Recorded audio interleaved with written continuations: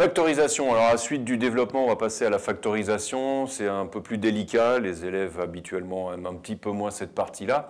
Donc, pour factoriser une expression, on a deux possibilités. La première, d'utiliser cette fameuse formule qu'on connaît depuis le début du collège. K fois A plus B est égal à K plus KB. Mais cette fois, on va l'utiliser dans ce sens-là, c'est-à-dire dans le sens de la factorisation. Elle repose sur la reconnaissance, l'identification d'un facteur commun. Ce nombre K ici, qui doit être présent dans les deux produits ici, et qui va devenir ici, qui va rester notre facteur commun, qui sera un facteur de A plus B. Alors, les exemples, je vais en donner deux. Un très simple, par exemple, vous croisez 6x moins 18, à factoriser, notre facteur commun ici c'est 6, puisque 6 est en facteur ici de 6x, et aussi en facteur de 18, puisque c'est 6x moins 6 fois 3. Voici notre facteur commun, donc la phase de factorisation, on obtient 6 fois x moins 3. Je prends un exemple un petit peu plus délicat, par exemple x plus 1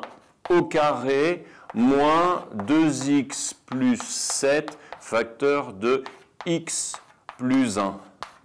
Un produit ici, x plus 1 fois x plus 1. Un produit ici, x plus 1 fois 2x plus 7. Donc notre facteur commun, il est là. C'est x plus 1 qui apparaît ici. Alors, je vais faire une étape supplémentaire pour que les choses soient un peu plus claires. X plus 1 au carré, c'est égal à x plus 1 facteur de x plus 1. Donc c'est comme si je pourrais, l'écrire comme ça, bien sûr que je ne l'écris jamais comme ça, mais dans ma tête, je vois bien ici mon facteur commun. Donc la phase de factorisation va nous donner x plus 1, le facteur commun, facteur 2, voici le A, c'est le A qui est ici, x plus 1, moins, voici le B, 2x plus 7.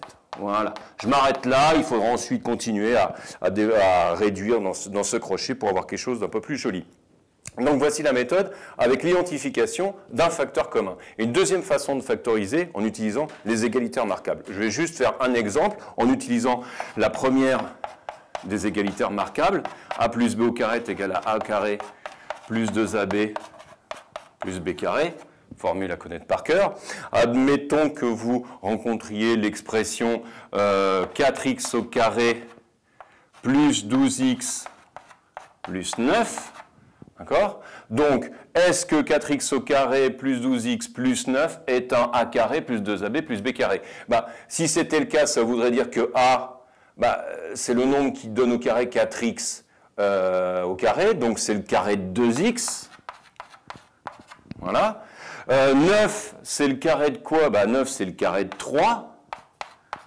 Et puis, il s'agit de vérifier qu'au milieu, on a bien 2 fois 2AB, 2 fois 2x fois 3. Ce qui est bien le cas. 2 fois 2, 4 fois 3, 12 plus 12x. Donc, cette expression, 4x au carré plus 12x plus 9, est la forme développée de 2x plus 3, le tout au carré, en utilisant l'égalité remarquable.